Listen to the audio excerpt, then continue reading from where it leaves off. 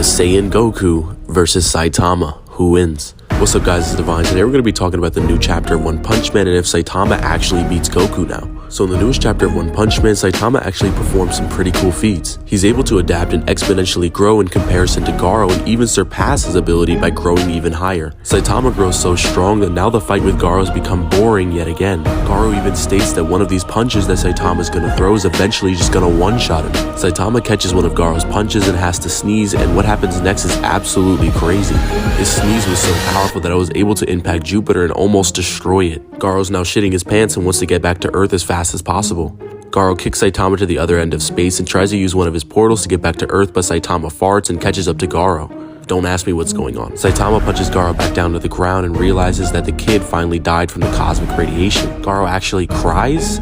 Why? I mean, I guess he's upset, but like, this is supposed to be a big bad monster with god powers, like, relax. I guess he switched up and now wants to teach Saitama a technique that not even he could master with God's power. Saitama uses this ability and is able to travel back through time and one-punch Garo, or should I say zero-punch Garo. Now, people have been asking the question, is this a measurable speed because he's able to move in this reverse time? The short answer is no, it's not. Now, this isn't me downplaying Saitama's feat, this is just not how it works. Saitama was taught an ability by Garo to use God's power without actually taking it. This is a time hack's ability and not sheer speed. We see an example of this when Saitama gets launched back and is surprised at what's happening, meaning this isn't his raw movement speed and instead is an ability that is allowing him to go back into time. Now, people like to make the argument that Saitama was able to move in this reverse time, giving him a measurable speed. He wouldn't have a measurable speed because just moving within your ability doesn't scale you anywhere, unless you want to concede that hit from Dragon Ball Super just because he can move within his own time skip now has a measurable speed. Or Guldo having the ability to stop time by holding his breath would now have inaccessible speed. You see how that doesn't work? So Saitama being able to use a time hack's ability and move around within it wouldn't really scale him anywhere. Kind of like how Psyche K has the ability to move back in time, but that's not his raw movement speed.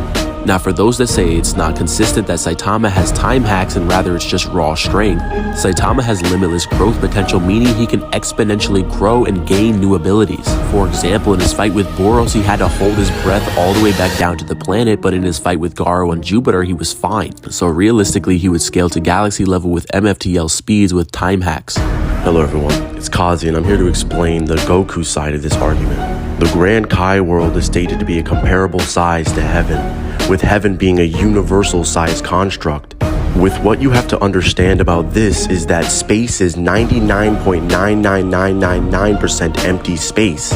If we have a planet the same size as this, but it's filled with mass, you can understand why it's most impressive that Kid Buu was going to destroy this entire thing. The energy required to do this would be octillions of times universal.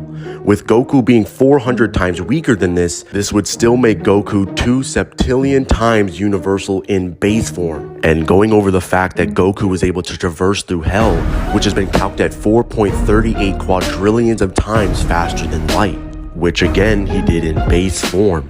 So yeah, overall, Goku would still be slamming Saitama any day of the week, and it's not even close. Alright guys, I'm out.